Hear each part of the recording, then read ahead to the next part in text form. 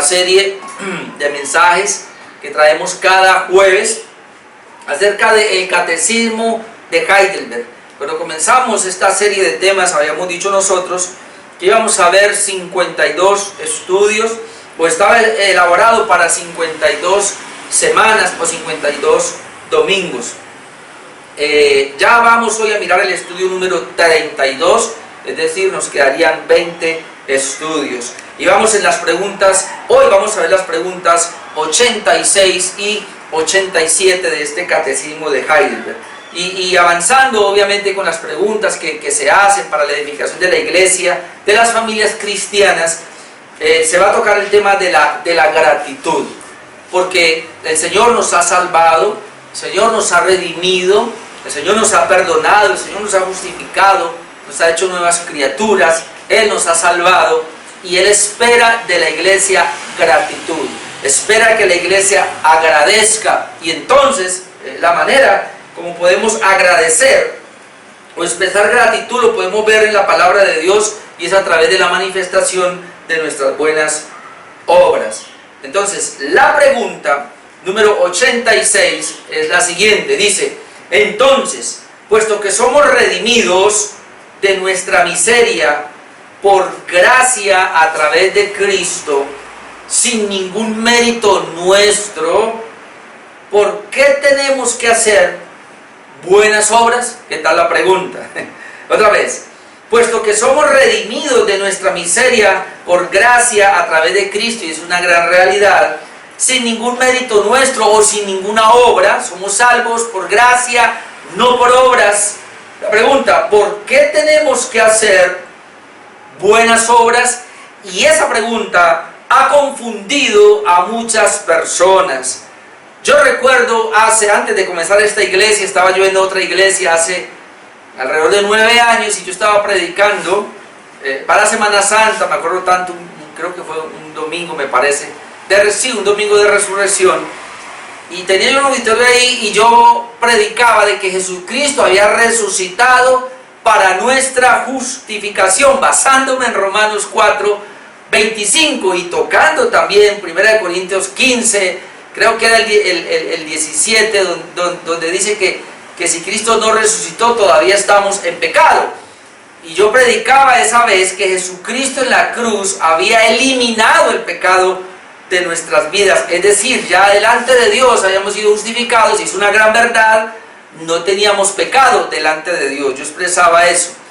Y había una persona que estaba ahí, y después le dijo al otro pastor con el cual yo me encontraba, que él ya entonces no necesitaba congregarse, que él ya no necesitaba más pues el evangelio, porque él había entendido ese día por mi predicación que Jesús ya lo había perdonado, que en la cruz Jesús le había quitado todo su pecado, así de que él ahora podía vivir una vida libre de pecado, o que su pecado no afectaba para nada su salvación, que ya era salvo y que él podía vivir como quisiera porque ya no le afectaba.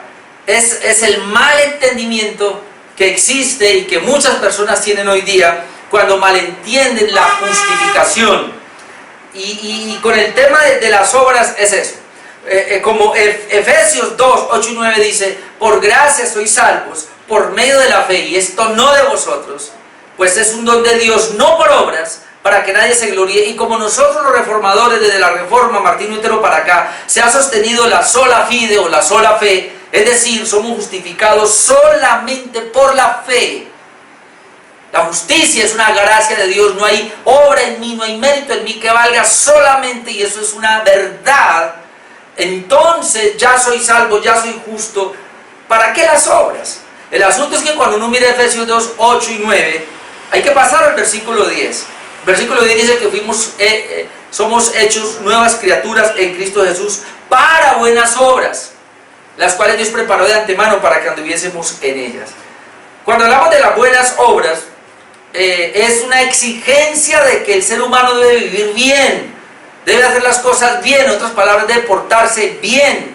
Santiago 1:17 dice que todo don perfecto y toda buena dádiva desciende de lo alto del Padre de las luces. Es decir, nosotros hemos dicho una y otra vez que el hombre es malo, el hombre no tiene buenas obras, por eso Dios no le pide al hombre obras de justicia, porque las obras del hombre son malas para la salvación. Pero lo que tenemos que entender es que cuando somos salvos, el Señor nos hace nuevas criaturas, es decir, nos da un nuevo espíritu, y nos da el Espíritu Santo, y a partir de ahí, entonces toda buena dádiva y todo don perfecto desciende de lo alto. Es decir, en la nueva creación Dios nos da una buena dádiva, don perfecto. Es decir, ahora el creyente puede realizar buenas obras porque es una nueva creación y porque el Espíritu Santo está en él. Estas buenas obras no son para la salvación, ya que ya la tiene, ya es justificado, ya es salvo. Pero estas buenas obras, teológicamente las llamamos, son para santificación. Estas buenas obras, o como estamos viendo ahora, son expresiones de agradecimiento a Dios por lo que Él hizo por nosotros y porque así Dios lo determinó. Es decir, una persona no es salva por las obras, pero es salva para hacer buenas obras. Ahora, estas buenas obras no lo salvan. Estas buenas obras no implican salvación, para nada. Pero estas buenas obras son el resultado de que hubo una obra en Él.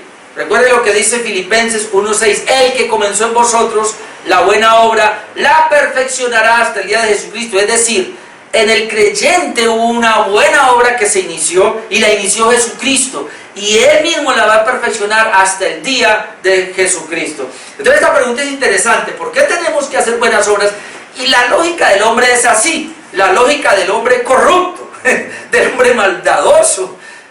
Si el Señor no me salvó por las buenas obras, pues ¿para qué me exige que haga buenas obras? De hecho, yo ya soy salvo sin ningún mérito mío, sin ninguna obra mía. Entonces, ¿para qué? Ahora, esto me lleva a un punto que antes de dar la respuesta quiero mencionar.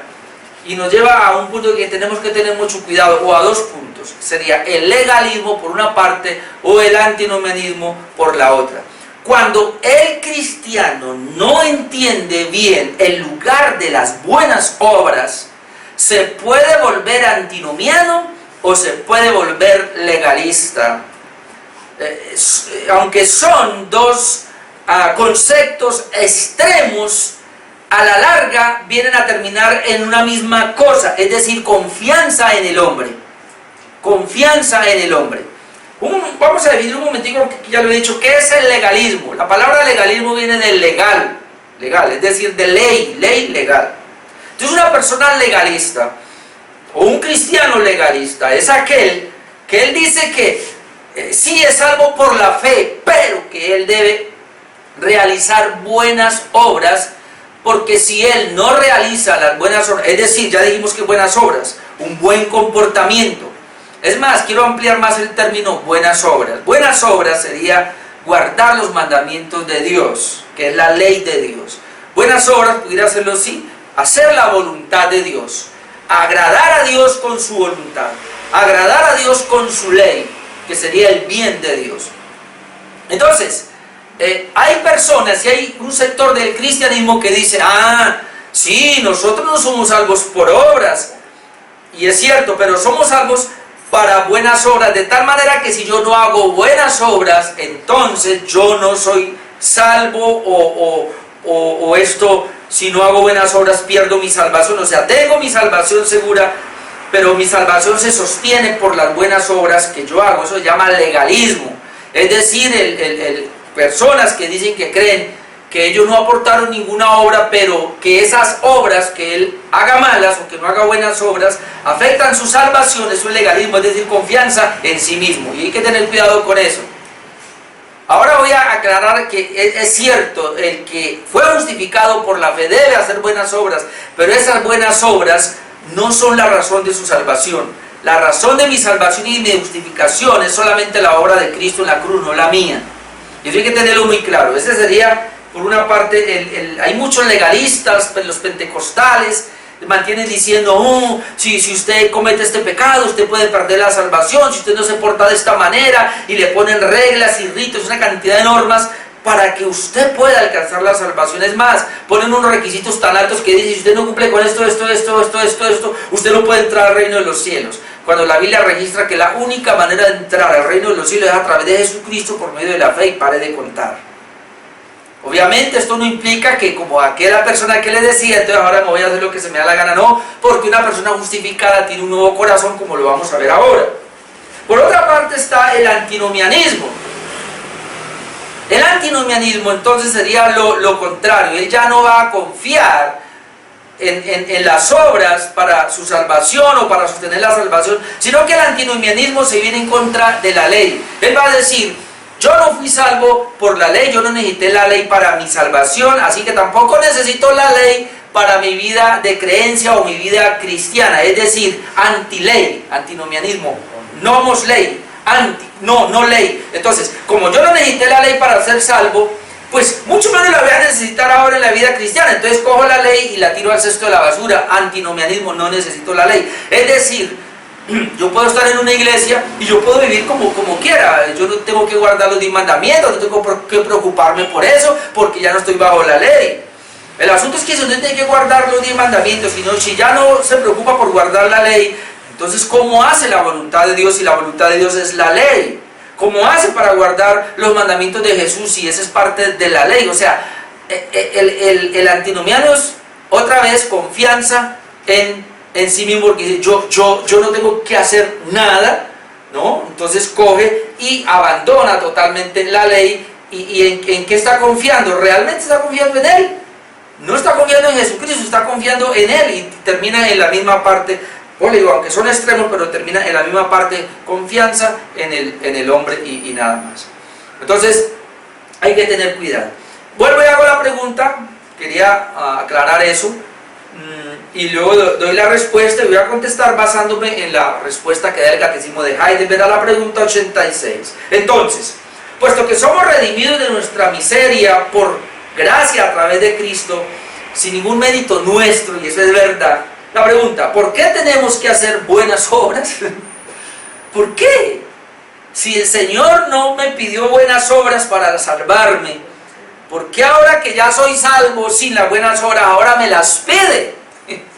Bueno, el Catecismo de Heidelberg contesta, da 5 respuestas ahí. Dice así, bueno, 4.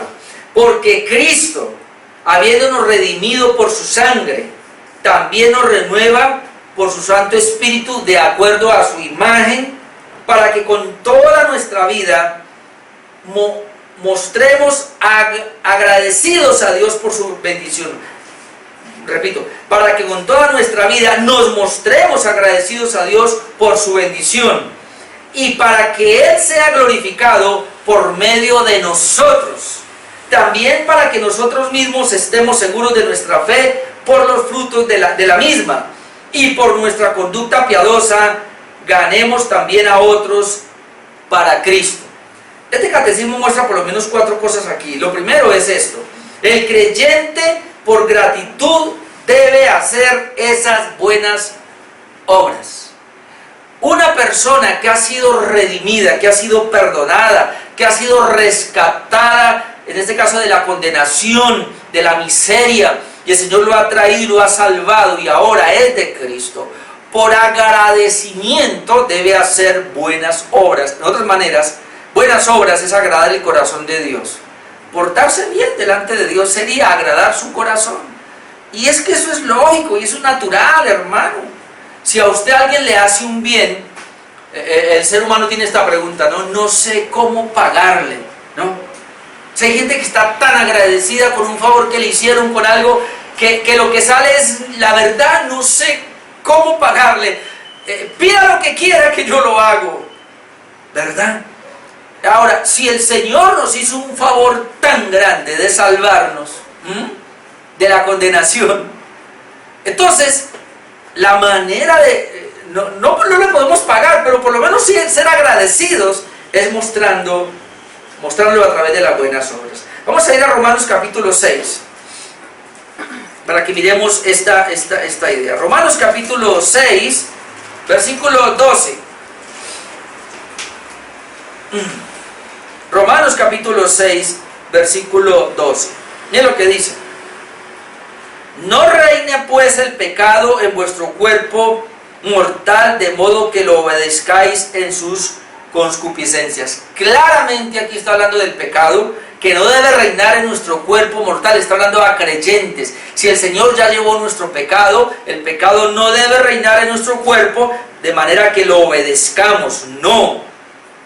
Ni tampoco presentéis vuestros miembros al pecado como instrumento de iniquidad. Claramente, yo no debo presentar mis miembros al pecado como lo hacía antes, como instrumento de iniquidad. Entonces, ¿qué debo hacer? Sino presentaos vosotros mismos a Dios como vivos de entre los muertos, y vuestros miembros a Dios como instrumentos de justicia. Ahora, ¿qué entiende por instrumentos de justicia? Las buenas obras son las justicias de Dios. Cuando la Biblia habla de una buena obra, es que una persona se porta justamente, es decir, cumple la justicia de Dios. Y decíamos nosotros que la justicia de Dios está en los 10 mandamientos. Esa es la ley de Dios, los 10 mandamientos es su ley, su justicia, los 10 mandamientos. Cuando nosotros procuramos cumplir los 10 mandamientos, estamos cumpliendo la justicia de Dios. Entonces, antes, no cumplirla es pecar. Entonces dice, nosotros antes pecábamos. El pecado reinaba en nuestro cuerpo, obedecíamos el pecado, es decir, nos íbamos en contra de los mandamientos de Dios, nos íbamos en contra de la voluntad de Dios, es decir, hacíamos malas obras. Pero ahora ya no reina el pecado en mi cuerpo. Entonces, ¿qué va a reinar en mí? La justicia de Dios sería las buenas obras, deben reinar en mí. Y el 14, porque el pecado no se enseñoreará de vosotros, pues no estáis bajo la ley, sino bajo la gracia. Entonces es muy importante ese pasaje. Pasemos también a Romanos, pero 12, 1 y 2. También es muy conocido. Sí, porque hay personas que dicen, no, yo ya soy salvo y ya. No, mire lo que dice a un salvo. Para los salvos. Así que, hermanos, si usted ve que dice que hermanos, le está hablando a gente salva. Os ruego por las misericordias de Dios que presentéis vuestros cuerpos en sacrificio vivo, santo, agradable a Dios, que es vuestro culto racional. Culto racional allí es el culto mayor o el más importante. ¿Cuál es el culto mayor que un cristiano puede presentarle a Dios? ¿Venir a un culto como este hoy? Ese es importante, pero el más importante es cuando yo presento mi cuerpo al Señor. ¿Pero cómo? Lo presento en sacrificio vivo, santo, agradable a Dios. Es decir, mi cuerpo debe ser santo, mis obras deben agradar a Dios. Mi conducta debe ser una conducta que agrade a Dios, y será el mayor culto.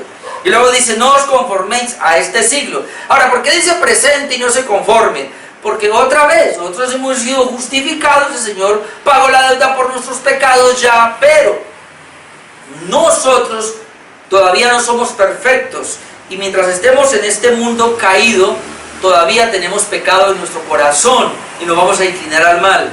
Entonces esa es la batalla del cristiano, la lucha por hacer buenas obras y no las malas obras, es decir, la lucha por ser santo y no ser un pecador. Por eso dice aquí, verso 2, no os conforméis a este siglo como era antes, sino transformaos por medio de la renovación de vuestro entendimiento. Es decir, cada día somos transformados cuando nuestro entendimiento se va renovando. ¿Para qué? Para que comprobéis cuál sea la buena voluntad de Dios, agradable y perfecta. El creyente debe transformar su vida, renovando su mente. Por eso, esta es una iglesia bíblica, es decir, una iglesia de la palabra. Porque es la palabra la que transformará nuestro pensamiento para que nosotros ahora podamos entrar, y como dice aquí la Escritura, poder comprobar cuál es la buena voluntad de Dios y hacerla, obviamente. Eso es lo que nos corresponde a nosotros. Entonces, por eso está presentando que el creyente debe tener ese esfuerzo. La vida cristiana no es para dejarme llevar, no, yo debo pararme y debo tomar decisiones día a día. Y una decisión es buscar cuál es la voluntad de Dios, y la voluntad de Dios, vuelvo y lo reitero, es su palabra, sus mandamientos, su ley. Esa es la voluntad de Dios. Y esa sería la primera parte, como gratitud. La otra sería para que Él sea glorificado por medio de nosotros, es decir, nuestras buenas obras hacen que los hombres glorifiquen a Dios. cuando yo hago buenas obras, cuando el creyente se esfuerza a hacer buenas obras, esto va a glorificar a Dios. Vamos a mirar Mateo 5:14.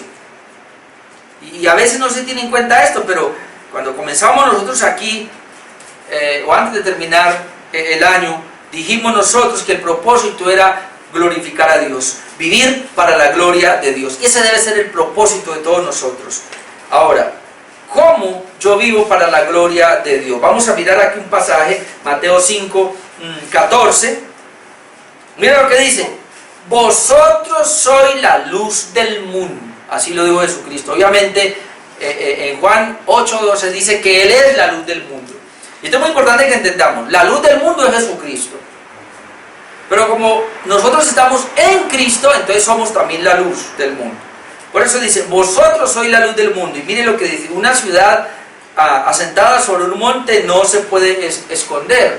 O sea, si la ciudad la pone encima de una montaña, pues no se va a esconder. Entonces dice, ni se enciende una luz y se pone debajo de un almudo, debajo de una mesa, sino sobre el candelero, y alumbra a todos los que están en casa. Es decir, la ciudad que está arriba, una montaña no se puede esconder, la luz que se pone arriba tampoco se puede esconder. Versículo 16, así alumbre vuestra luz delante de los hombres, así alumbre vuestra luz, la luz que tenemos de Cristo debe alumbrar delante de los hombres, y aquí habla de todos los hombres. Así alumbre vuestra luz delante de los hombres, ¿para qué? Para que vean vuestras buenas obras. Y mire, y glorifiquen a vuestro Padre que está en los cielos. ¿Cómo se glorifica a nuestro Padre que está en los cielos? Cuando nosotros hacemos buenas obras y cuando los hombres ven esas buenas obras. Impresionante. Ya tiene algo ahí, ya tenemos algo. Pero ¿cómo glorifico a Dios este año? Usted lo glorifica y yo lo glorifico cuando procuro hacer buenas obras. Otra vez, no son mías. Y tengo que aclarar eso. No fuimos salvos por buenas obras, porque nuestras obras son malas. Pero como en la salvación Dios me dio un nuevo espíritu, en ese nuevo espíritu ahora me dio buenas obras. Recuerde otra vez, Santiago 1:17 es muy importante. Todo don perfecto y toda buena dádiva desciende de lo alto del Padre de las luces. Es decir, cuando yo tengo la palabra de Dios, la palabra de Dios me ha regenerado por la fe. Ahora tengo el Espíritu Santo, entonces recibo el don perfecto de Dios que viene a mí. Y todo lo que yo hago ahora es nuevo. Entonces esas buenas obras son las que Dios preparó de antemano, pero ya no son mías, sino que son de Él, porque Él comenzó en mí una buena obra. Entonces esas buenas obras, cuando yo las hago, glorifican a nuestro Padre que está en los cielos, cuando los hombres las ven. No, entonces yo no hago buenas obras. Obviamente que cuando hago las buenas obras no debo andar mostrando o publicándolas. Pero si hago buenas obras a una persona y a otra persona, esas personas van a glorificar a Dios, y esa es una manera de glorificarle a Él.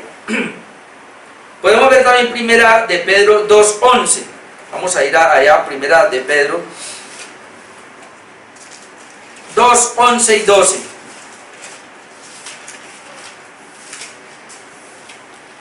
Primera de Pedro 2:11. Amados, yo os ruego como a extranjeros y peregrinos que os abstengáis de los deseos carnales que batallan contra el alma. Es una parte que nos toca abstenernos de los deseos carnales que batallan contra el alma. Esa es la batalla del cristiano. A mí me toca todos los días abstenerme de los deseos carnales que batallan contra mi alma. Y luego dice, manteniendo buena vuestra manera de vivir.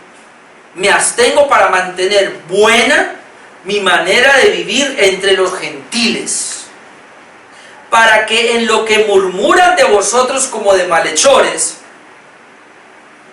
glorifiquen a Dios en el día de la visitación al considerar vuestras buenas obras. ¿Ve?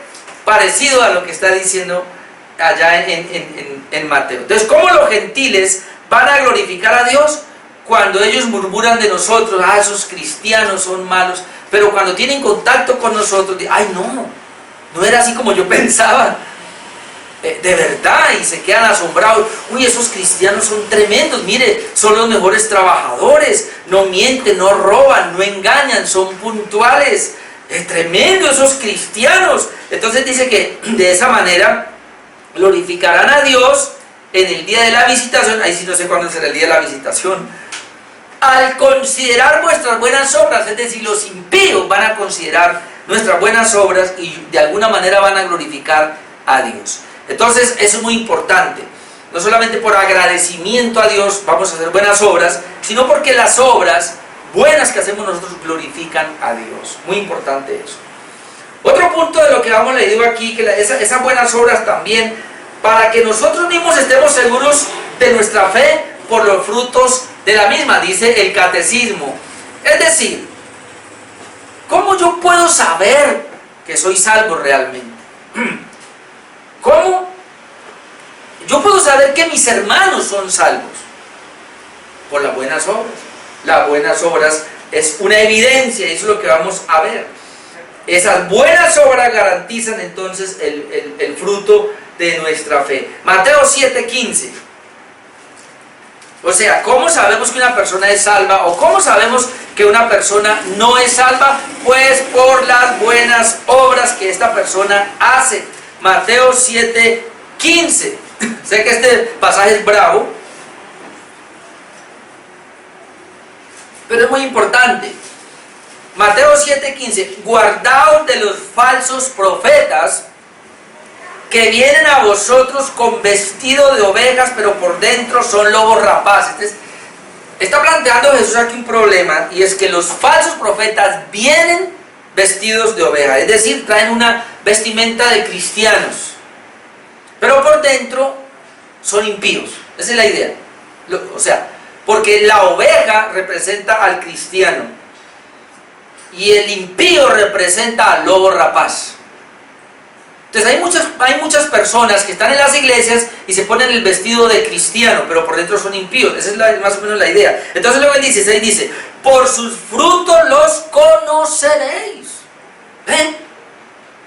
Y aquí le está hablando a los cristianos. ¿Cómo un cristiano va a conocer a un falso? Por los frutos. ¿Cómo un cristiano va a conocer a una persona que no es falsa, que es verdadera? Por los frutos.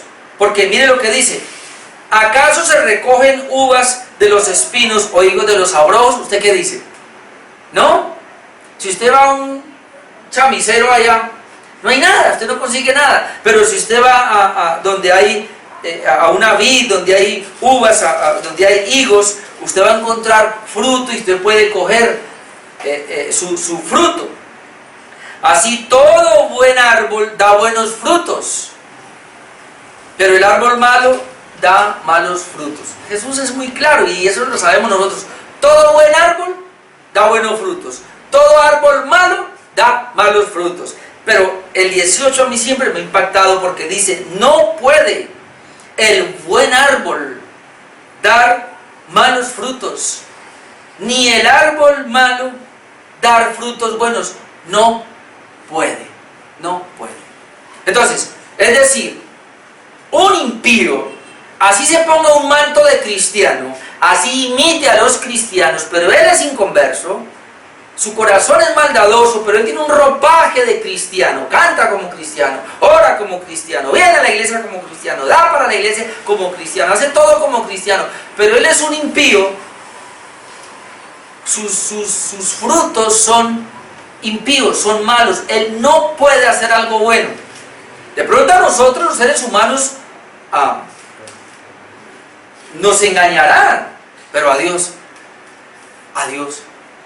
Y luego dice, no puede tampoco el árbol bueno, el buen árbol, dar malos frutos. Es decir, si es cristiano, ha sido regenerado, tiene el Espíritu Santo, él no puede dar malos frutos. Es decir, un cristiano verdadero puede que eventualmente falle, pero su gran mayoría de actos son buenos. Porque él es una nueva persona, una nueva criatura, y él va a expresar eso bueno. Es decir, estamos todavía con una naturaleza pecaminosa, puede que falle eventualmente, pero entonces uno lo mide. Y eso es lo que tenemos que aprender como cristianos, a medir el cristianismo de esta manera. Cuando usted ve a un hermano que falla y falla y falla y le ve pocas cosas, bueno, es malo. Pero si usted ve a un cristiano, eventualmente falló, pero mire, pero él esto, bueno, luego falló, pero bueno, bueno. Entonces uno ya puede medir por los frutos y conoce a la persona. Eso es lo que está diciendo Jesús acá. Y luego dice, todo árbol que no da buen fruto es cortado y echado en el fuego. Esto obviamente Jesucristo lo hará cuando venga. Así que por sus frutos los conoceréis. Y ya no voy a ir al texto allá porque ya el tiempo se me fue, pero en Gálatas 5:6 habla de que el creyente produce buenos frutos y sobre todo Gálatas 5:22-23, más el fruto del Espíritu es amor, gozo, paz, paciencia, benignidad, bondad, fe, mansedumbre, templanza. Contra tales cosas no hay ley. Es decir, están las obras de la carne que son fornicación, adulterio, inmundicia, lascivia, envidia, todo eso. Entonces uno mide las dos listas. Un impío se caracteriza porque él hace toda la lista de las obras de la carne. Eventualmente como que se disfraza con algo de por acá del Espíritu, por donde del Espíritu, es un camuflaje. Pero un cristiano verdadero se caracteriza porque él está aquí, él es amor, gozo, paz, paciencia, benignidad, bondad, fe, mansedumbre, templanza. Él vive ahí. Eventualmente puede ser que se salte algo de la otra lista, de la carne, pero es una eventualidad. Y si él llega a saltarse allí, él se va a arrepentir y va a salir de ahí. Él no va a estar ahí y se va a quedar ahí. Esa es la gran diferencia, mi amado hermano, una persona que es verdaderamente salvo y uno que no es. Y el último punto de esa pregunta, ¿para qué sirven las buenas obras? Es que nuestras buenas obras dan testimonio a los inconversos. Ya lo habíamos dicho, pero ahora miremos otros textos. Nuestras buenas obras dan testimonio a los inconversos. Romanos 14. Vamos a Romanos 14, 16. Romanos 14, 16. Esto es impresionante lo que vamos a leer aquí. Voy a leer hasta el 19. No sea pues vituperado vuestro bien. Otra vez la palabra bien aquí sería una buena obra o buen comportamiento. No sea vituperado vuestro bien. Porque el reino de Dios no es comida ni bebida, sino justicia, paz y gozo en el Espíritu Santo. El reino de Dios, y esto se caracteriza. Por eso, hermano, usted conoce a un cristiano cuando él busca el reino de Dios. El reino de Dios no es comida, no es bebida. ¿Qué es? Justicia, paz y gozo en el Espíritu. Porque el que en esto sirve a Cristo, es decir, hace justicia, tiene paz, tiene gozo, porque el que en esto sirve a Cristo agrada a Dios y es aprobado por los hombres. Quien está preocupado entonces por vivir la justicia de Dios, por vivir en paz y en el gozo del Espíritu, sirve a Cristo de esta manera. Lo primero que hace es que agrada a Dios, es decir, glorifica a Dios. ¿Y eso qué va a hacer? Y es aprobado por los hombres. Más, los hombres dan testimonio de eso. Así que sigamos lo que contribuye a la paz y a la mutua edificación. Entonces eso es lo que está diciendo. Vamos entonces a procurar hacer eso que contribuye a lo que es la paz y a la mutua edificación. Y vamos a ir a 1 de Pedro 3, 1, 2. Otra vez a Pedrito. 1 de Pedro 3, 1, 2. ¿Qué la gente va a decir de nuestra conducta, de nuestras buenas obras? Aquí le hablan a las mujeres, pero obviamente tomémoslo para todos. 1 de Pedro 3, 1. Asimismo vosotras mujeres, estad sujetas a vuestros maridos. Es decir, aquí está cumpliendo el mandamiento de Dios, para que también los que no creen a la palabra sean ganados sin palabra por la conducta de sus esposas, considerando vuestra conducta casta y respetuosa. Es decir, el comportamiento, en este caso de una mujer piadosa, va a hacer, que dice aquí, que los que no creen a la palabra sean ganados. El comportamiento de un cristiano en el colegio, en el trabajo, en su barrio, va a ser, de alguna manera, algo positivo para los que no creen. Porque la gente, por lo menos aquí la gente nos conoce. ¿Qué mal testimonio podrán hablar de nosotros? ¿Han escuchado música mundana? No. ¿Han escuchado groserías de nosotros? No. Nosotros sí escuchamos todo y eso, pero no. Han escuchado es palabra de Dios. Eso es lo que han escuchado, buen testimonio. Que han escuchado que el pastor y su esposa acabaron con la vajilla porque la tiraron. No han escuchado nada de esas cosas. Es más, nosotros aquí apretamos a nuestras hijas cuando había una situación un poquito difícil y mis hijas dijeron, no, entonces hablamos lo mejor del parche. Y toca muchas veces ser así, pero hay que guardar el testimonio. De la manera como los impíos van a creer. Pero ¿qué tal usted como cristiano vive igual que los impíos, se porta igual que los impíos, se reúne con los impíos y esos chistes, o usted es grosero en palabra, miente, no paga, no es puntual, una cantidad de cosas que hace el mundo y usted las hace, pues es igual? Nosotros salimos con mi hermano en varios grupos y la gran diferencia, pueden ser groseras, todo lo que quieran por allá, pero saben que nosotros somos diferentes. Nuestro vocabulario es totalmente distinto, nuestra conducta es totalmente distinta. No porque queramos impresionarlos a ellos, no, vivimos así. Es una vida que sale, que se evidencia porque así somos.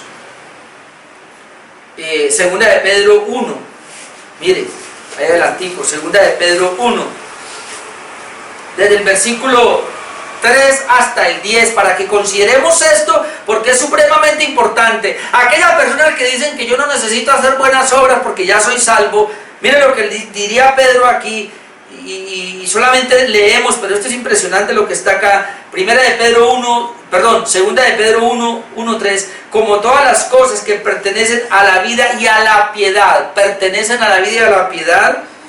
nos han sido dadas por su divino poder, mediante el conocimiento de aquel que nos llamó por su gloria y excelencia, por medio de las cuales nos ha dado preciosas y grandísimas promesas, para que por ellas llegases a ser participantes de la naturaleza divina, habiendo huido de la corrupción que hay en el mundo a causa de la concupiscencia. El cristiano ha huido de la contaminación que hay en el mundo.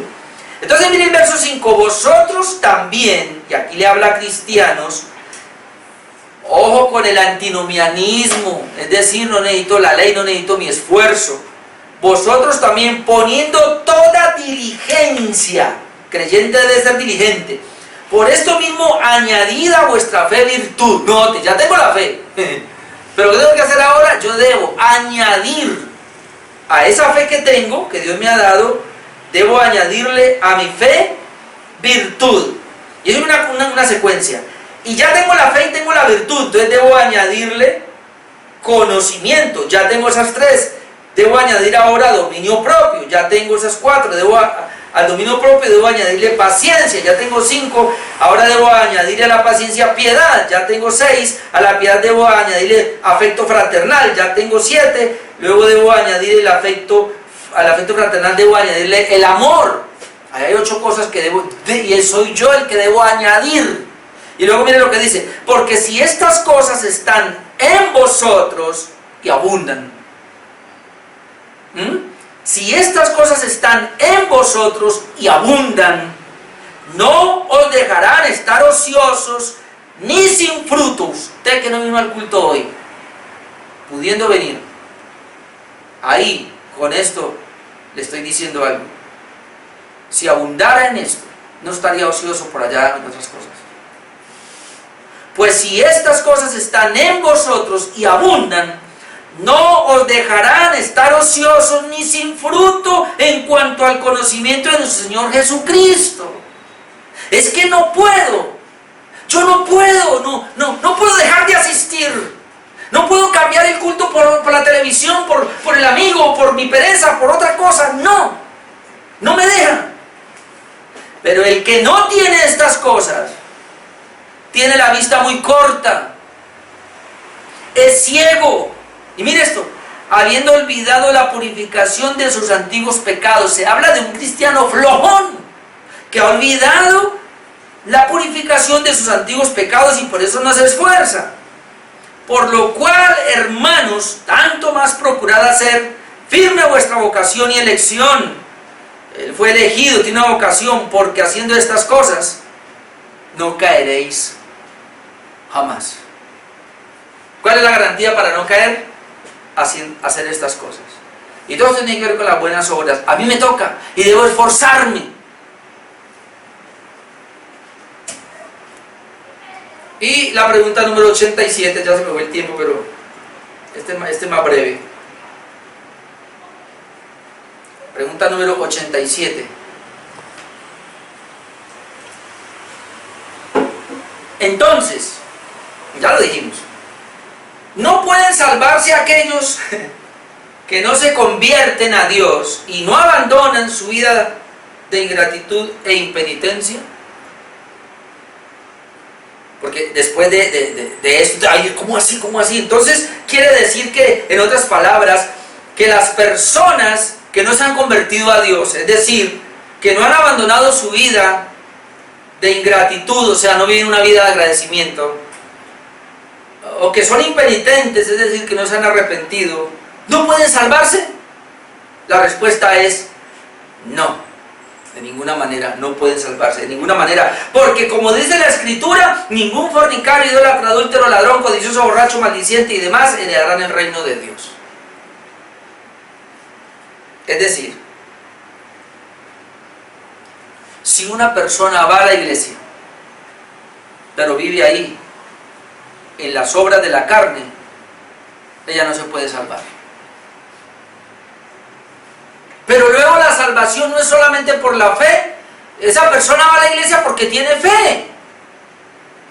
Es que la fe le justifica, y cuando es justificado verdaderamente, paralelo a la justificación está lo que se llama la santificación. Es decir, esto no soy yo quien me lo pongo.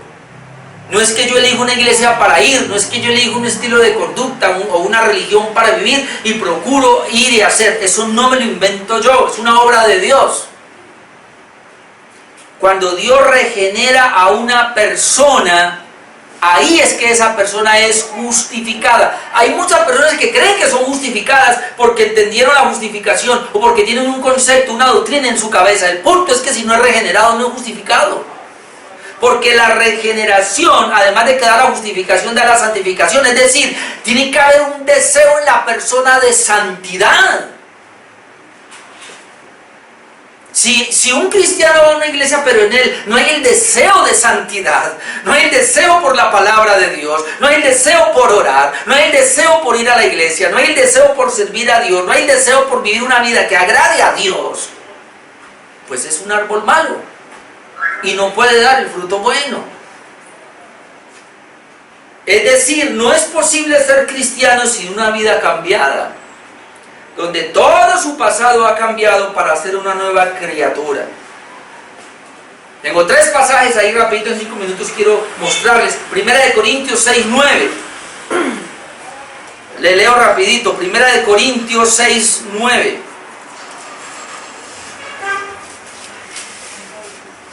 Primera de Corintios 6:9 hasta el 11. ¿No sabéis que los injustos no heredarán el reino de Dios? Y la palabra injustos aquí son los que no hacen buenas obras o los que no cumplen la ley de Dios. ¿No sabéis que los injustos no heredarán el reino de Dios? No erréis, ni los fornicarios, ni los idólatras, ni los adúlteros, ni los afeminados, ni los que se echan con varones, ni los ladrones, ni los avaros, ni los borrachos, ni los maldicientes, ni los estafadores heredarán el reino de Dios. No. Pero luego dice, y esto erais algunos. Note la palabra erais algunos. Mas ya habéis sido lavados, ya habéis sido santificados, ahí está la palabra, ya habéis sido justificados en el nombre del Señor Jesús y por el Espíritu de nuestro Dios. Es decir, cuando una persona ha sido lavada, santificada, justificada en el nombre de Jesús, dice, erais. Es decir, hay una vida totalmente nueva. Efesios 5. Le leo nomás. No me demoro mucho acá. Efesios 5. 1.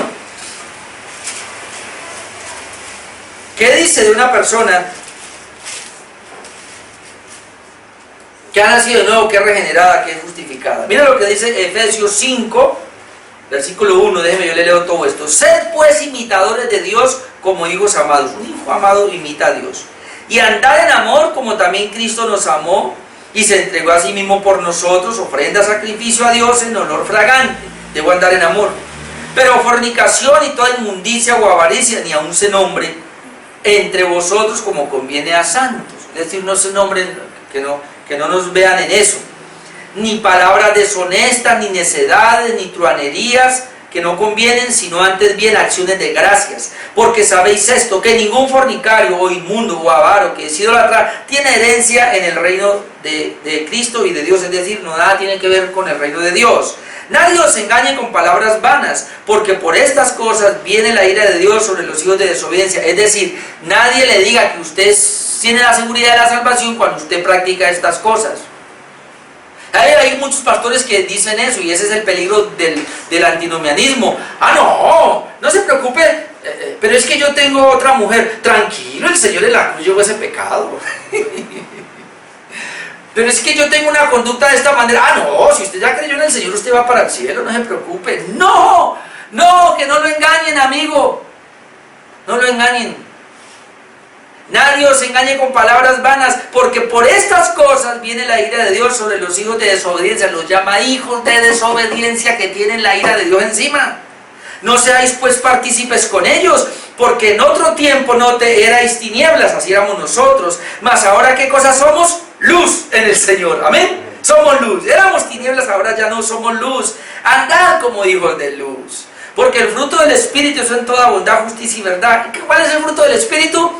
Justicia, bondad y verdad, comprobando lo que es agradable al Señor. Y no participéis en las obras infructuosas de las tinieblas, sino a mí reprenderlas. Es decir, un hijo de Dios no participa en esto, sino que los reprende, porque vergonzoso es aún hablar de lo que ellos hacen en secreto.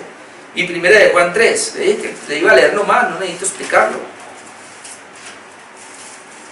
Esto está contestando la pregunta que si entonces una persona que vive en impenitencia, es decir, no se ha arrepentido, puede ser salva. No. Una persona que no vive en santidad puede ser salva. No. Así diga que es justa, así diga yo voy a la iglesia, no. Si no vive en santidad, no es salva. 1 de Juan 3, 9. Leamos todo esto y termino. 1 de Juan 3, 9. Todo aquel que es nacido de Dios no practica el pecado, porque la simiente de Dios permanece en él. Mire esto. Y no puede pecar porque es nacido de Dios, o no puede practicar el pecado porque es nacido de Dios. En esto se manifiestan los hijos de Dios y los hijos del diablo. Todo aquel que no hace justicia, no hace buenas obras. Todo aquel que no hace justicia y que no ama a su hermano no es de Dios. Porque este es el mensaje que habéis oído desde el principio, que nos amemos unos a otros, no como Caín, que era del maligno y mató a su hermano. Y escuche, ¿y por qué causa le mató? Porque sus obras eran malas y las de su hermano justas. ¿Ve? Los impíos, sus obras son malas, y las de los justos son justas. Las de los creyentes son justas. Hermanos míos, no os extrañéis si el mundo os aborrece. Nosotros sabemos que hemos pasado, mire, de muerte a vida. ¿Usted quiere saber cómo pasó de muerte a vida? ¿O cómo alguien ha pasado de muerte a vida? Nosotros sabemos que hemos pasado de muerte a vida en que amamos a los hermanos. Ay, Padre, el amor. Porque el fruto del Espíritu es amor. En que amamos a los hermanos. El que no ama a su hermano permanece en muerte. Y está tocando el ejemplo de Caín. Todo aquel que aborrece a su hermano es homicida. Y sabéis que ningún homicida tiene vida permanente en él. En esto hemos conocido el amor, en que Él puso su vida por nosotros. También nosotros debemos poner nuestras vidas por los hermanos. Y aquí está la manera. Pero el que tiene bienes de este mundo, bienes materiales, y ve a su hermano tener necesidad, y cierra contra él su corazón, ¿cómo mora el amor de Dios en él? Hijitos míos, no amemos de palabra ni de lengua, sino de hecho y de verdad. Concluyo. Hijitos míos, no amemos de palabra ni de lengua, sino de hecho y en verdad. Oremos.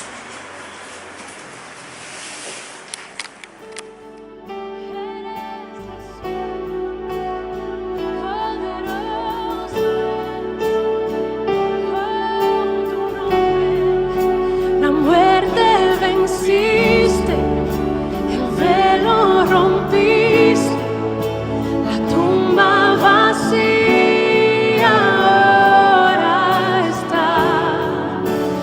cielo